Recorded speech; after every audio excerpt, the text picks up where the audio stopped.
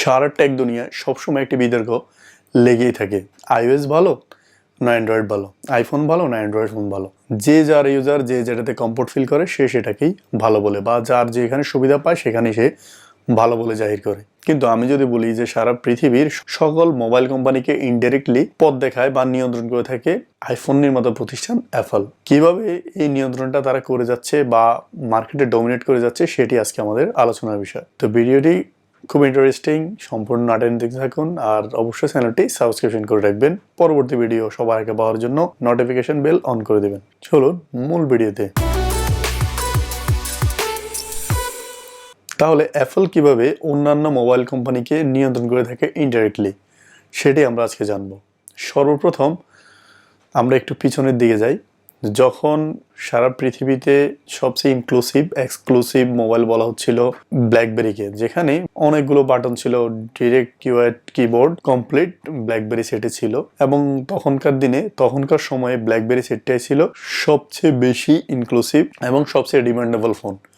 ঠিক ওই সময়ে অ্যাপল নিয়ে এলো আইফোন 3 এক বাটন নিয়ে, অর্থাৎ যেখানে 20-50টি বাটন সব মোবাইল নিয়ে আসতেছিল নোকিয়া ই সিরিজ বা ব্ল্যাকবেরি, সেখানে অ্যাপল নিয়ে এলো এক বাটনের ফোন, অ্যাপল আইফোন 3। আইফোন 3-র পর আইফোন 4-এও যথারীতি অ্যাপল এক বাটন রাখলো। যারা অ্যাপল ইউজার যারা আছে তারা এখনো জানে যে আইফোন 8 প্লাস পর্যন্ত এক বাটন ছিল, 8 প্লাসের পরে এসি 2020-তে এক বাটন ছিল, এরপরে আর বাটনে নিয়ে আসে নাই। যাই হোক, পরের কথা আসছি। তখন তুমুল জনপ্রিয়তা পেল অ্যাপলের এই ফোন, শুধুমাত্র বাটনের জন্য না, ওভারঅল সবকিছু বিবেচনা করে অনেকগুলো বাটন থেকে মানুষ ফিরে এলো এক বাটনে।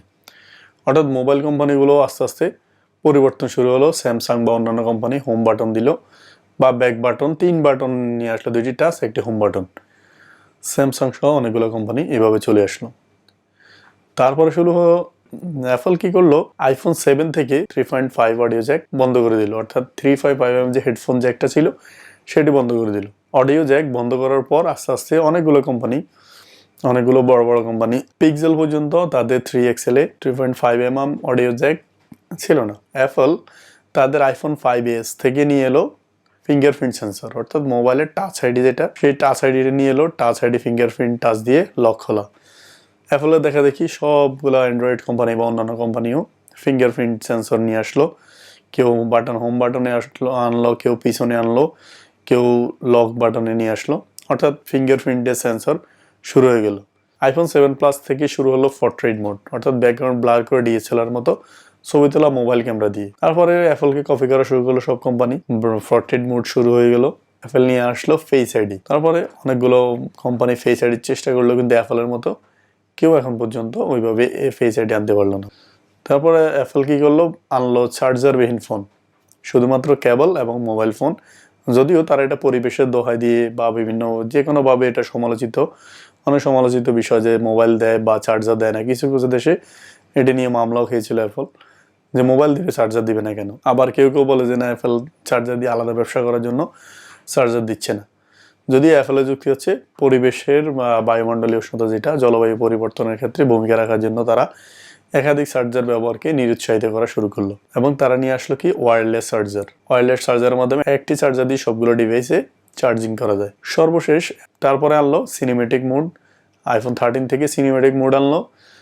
এবার হচ্ছে ভিডিও ব্যাকগ্রাউন্ড ব্লার, সেটিও অলরেডি শুরু হয়ে গেল সব দিকে সিনেমেটিক মোড। সেই সিনেমেটিক মোড এখন অনেকগুলো স্মার্টফোনে রয়েছে। তারপরে আইফোন 14 অ্যাপল নিয়ে আসলো ডায়নামিক আইল্যান্ড, যেটি সবচেয়ে ইনক্লুসিভ। তাদের বড় যে বিদ্যুতের নচ, এই নচটাকে ঢাকার জন্য তারা একটা এক্সক্লুসিভ আবিষ্কার করলো।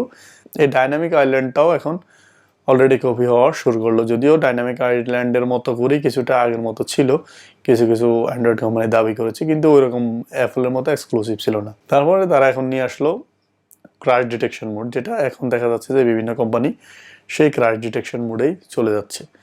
অর্থাৎ অ্যাপল একটা রাস্তাকে ক্লিয়ার করে দিচ্ছে এবং অন্যান্য মোবাইল কোম্পানিকে ইনডাইরেক্টলি নিয়ন্ত্রণ করছে, যেটাকে অনেকে কপি বলতে পারেন বা অনেকে বলতে পারেন যে অ্যাপলের দেখানো পথে আসছে। তো এভাবে অ্যাপল সারা পৃথিবীতে তাদের ব্র্যান্ড ভ্যালু হোক, যে কোনোভাবেই হোক, কোনটা ভালো কোনটা খারাপ সেটি নিয়ে আমি বিতর্ক করবো না, বা কোনো অপারেটিং সিস্টেম ভালো সেটি বিতর্ক করবো না।